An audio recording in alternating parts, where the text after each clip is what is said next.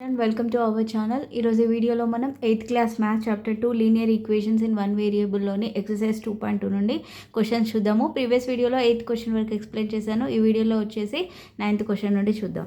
ఒకసారి చూడండి, 9th question ఏమి ఇచ్చాడో. The length of a rectangular field is 8 meters less than twice it's breadth అన్నాడు. ఒక రెక్టాంగులర్ ఫీల్డ్ ఉంది. సో దాంట్లో వచ్చేసి దాని యొక్క లెంత్ అనేది ఏమన్నాడంటే బ్రెడ్త్ కంటే 8 meters తక్కువ అన్నాడు. 8 meters తక్కువ, అలానే ట్వైస్ అన్నాడు. అంటే ఇప్పుడు సపోజ్ బ్రెడ్త్ ఎక్స్ అనుకుందాం అనుకోండి, అప్పుడు లెంత్ ఏమవుతుంది 2x - 8 అవుతుంది. ఓకేనా? Twice the breadth and 8 meters less అన్నాడు. So if the perimeter of the rectangular field is 56 meters, so find its length and breadth. Perimeter కూడా ఇచ్చాడు, 56 meters అన్నాడు. అయితే మనల్ని లెంత్ బ్రెడ్త్ కనుగొనమంటున్నాడు. ఓకేనా? సో ఎలా సాల్వ్ చేయాలనేది ఒకసారి చూద్దాం. చూడండి, ఫస్ట్ వాళ్ళు ఇచ్చింది రాద్దాము. Let the breadth of a rectangular field తెలియదు కాబట్టి x meters అనుకుందాం. ఓకేనా? x meters. సో అప్పుడు లెంత్ ఏమవుతుంది? లెంత్ ఈక్వల్ టు క్వశ్చన్లో ఏమిచ్చారు? ట్వైస్ ఇట్స్ బ్రెడ్త్ అన్నాడు. బ్రెడ్త్కి ట్వైస్ ఉంటూ అలానే 8 meters తక్కువ ఉంటుంది. ఓకేనా? అంటే 2x - 8. Okay, 2x - 8 meters. Okay, so ఇప్పుడు మనకి ఇంకేమి ఇచ్చారు? Perimeter of the field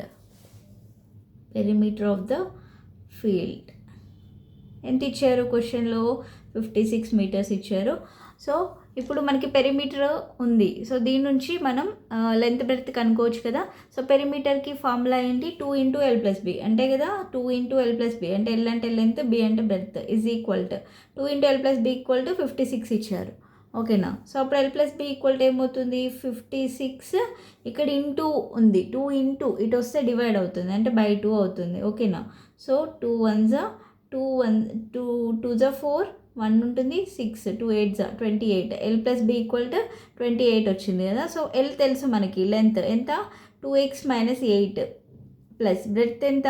x is equal to 28. ఓకేనా? So 2x + x 3x. ఇక్కడ -8 అనేది మనం రైట్ సైడ్ తీసుకెళ్దాం, అప్పుడు ఏమవుతుంది? +8 అవుతుంది. So 28 + 8 is equal to 36. ఓకేనా? సో అప్పుడు x ఈక్వల్ టు ఏమవుతుంది? 36/3. 3 1s 3 2s అంటే 12 అవుతుంది. x ఈక్వల్ టు ఎంత అవుతుంది? 12 meters. x అనేది ఏంటి? బ్రెడ్త్ కదా. So breadth x equal 12 meters. అప్పుడు లెంత్ ఏమవుతుంది? లెంత్ ఈక్వల్ టు 2x - 8 అనుకున్నాం కదా లెంత్, అంటే 2 × 12 - 8 అంటే 12 2s 24 - 8 is equal to 16 meters. ఓకేనా? సో లెంత్ అనేది 16 meters, బ్రెడ్త్ అనేది 12 meters. Okay, so next question చూడండి. 2 equal sides of a triangle are each 5 meters less than twice the third side. If the perimeter of the triangle is 55 meters, find the length of its side అన్నాడు. ఒక 2 equal sides ఉన్నటువంటి ఒక triangle అన్నాడు.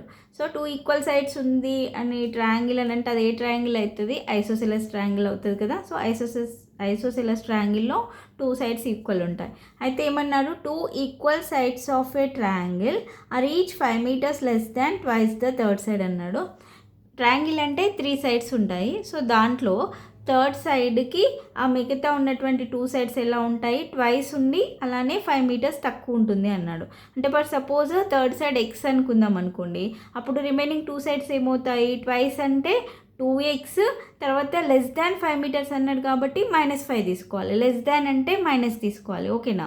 అంటే 2x - 5 అవుతుంది. ఓకేనా? మిగతా sides ఏమవుతాయి? 2x - 5 అవుతాయి. అయితే ఇంకేమన్నాడు? If the perimeter of the triangle is 55 meters, find the length of its sides అన్నాడు. సో పెరిమీటర్ ఇచ్చాడు 55 meters అని. అయితే లెంత్ అనేది మనం ఫైండ్ అవుట్ చేయాలి. ఓకేనా?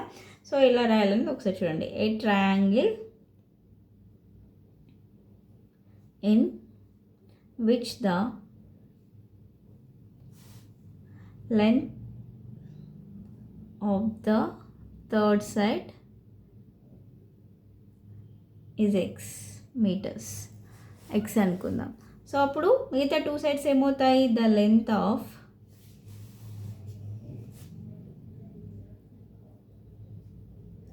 remaining 2 equal sides.